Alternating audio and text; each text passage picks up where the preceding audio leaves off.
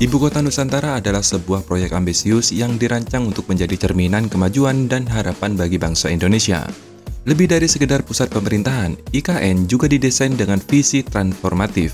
Ia digadang-gadang menjadi kota pintar, berkelanjutan, inklusif, dan menjadi penggerak ekonomi masa depan. Di kota ini, teknologi menjadi tulang punggung. Konsep kota 10 menit memungkinkan seluruh kebutuhan dapat diakses dalam waktu yang singkat. Salah satu inovatif yang akan diterapkan di IKN adalah sebuah drone taksi. Taksi drone juga dikenal dengan nama Urban Air Mobility, yang merupakan pesawat kecil otomatis untuk mengangkut penumpang ataupun kargo. Pesawat ini biasanya terbang di ketinggian yang lebih rendah di daerah perkotaan dibandingkan dengan pesawat pada umumnya.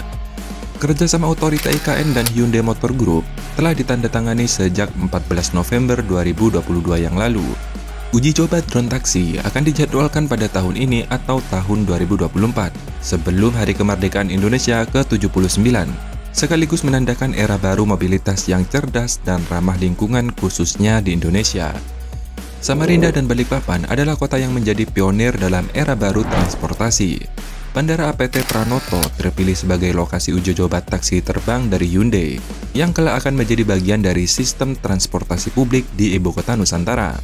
Saat ini, Hyundai masih menimbang antara Samarinda dan Balikpapan sebagai lokasi final. Tim mereka tengah meninjau kondisi lapangan dan memastikan kesesuaian dengan kriteria yang telah ditetapkan. Uji coba akan berlangsung 3 hingga 4 bulan ke depan. Kepala Unit Pelaksana Bandar Udara APT Pranoto Samarinda menegaskan bahwa keputusan akhir nantinya berada di tangan Hyundai Motor. Nah, apa saja drone taksi komersial yang sedang dikembangkan oleh Hyundai? Dan kira-kira yang mana nih yang bakal beroperasi di IKN? Pada dasarnya, Hyundai telah mengembangkan taksi udara yang menarik melalui perusahaan mobilitas udara canggihnya yang bernama Supernal. Ada 2 model yang menonjol, yaitu Hyundai SA1 dan SA2. Desain Hyundai SA1 adalah pesawat VTOL dengan desain VTOL yang dirancang untuk melakukan penerbangan vertikal maupun horizontal. SA1 memiliki kapasitas untuk 4 penumpang dan awalnya akan diterbangkan secara manual yang dikemudikan oleh seorang pilot. Namun jangan salah, taksi udara ini juga dirancang untuk terbang secara otomatis, sehingga kapasitas penumpangnya bisa meningkat menjadi 6 orang. Jarak terbang SA1 ditenagai sepenuhnya oleh listrik dan diperkirakan dapat terbang hingga 60 mil atau sekitar 100 km dengan kecepatan 180 mph atau sekitar 290 km per jam saat berada pada ketinggian antara 1000 hingga 2000 kaki. Hal unik lainnya pada teknologi SA1 yaitu waktu daya pengisian. Salah satu tujuan desain utama yang sesuai dengan spesifikasi Uber adalah agar pesawat ini dapat diisi dengan daya sepenuhnya hanya dalam waktu 5 menit hingga 7 menit saja. Sedangkan Hyundai SA2 secara desain mirip dengan SA1, sama-sama VTOL yang juga dirancang untuk melakukan penerbangan vertikal dan horizontal. Namun yang membedakan adalah teknologi baterai. Hyundai sedang menjelajahi berbagai opsi baterai, termasuk lithium metal dan solid state batteries. Karenanya baterai SA2 dirancang agar dapat ditingkatkan di masa depan. Selain itu, ketenangan SA2 menghasilkan kebisingan hanya sekitar 65 desibel pada saat lepas landas maupun mendarat. Hebatnya lagi, kebisingan suara saat menjelajah yaitu hanya 45 desibel.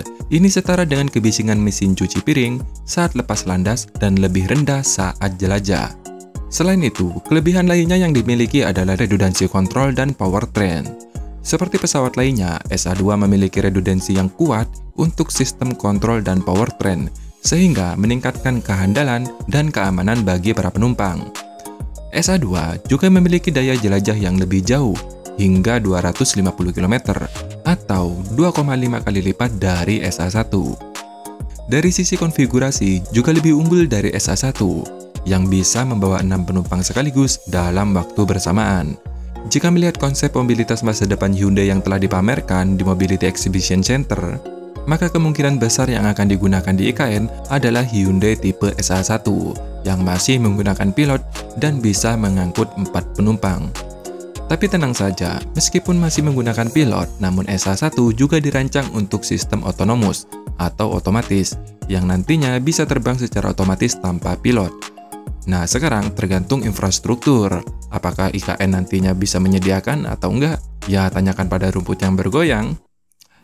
Satu lagi nih bonus, IKN juga menerapkan konsep strategi pengiriman barang atau logistik yang bertujuan untuk menciptakan sistem logistik yang efisien, yang nantinya bisa berdampak seminim mungkin terhadap lalu lintas kota serta meningkatkan keselamatan dari aspek transportasi. Hal ini sejalan dengan strategi logistik masa depan dalam rangka pengelolaan pergerakan kargo dan barang di seluruh wilayah IKN. Dengan cara-cara mengurangi konflik dengan transportasi penumpang, meningkatkan pemanfaatan ruang, dan menghasilkan keuntungan komersial.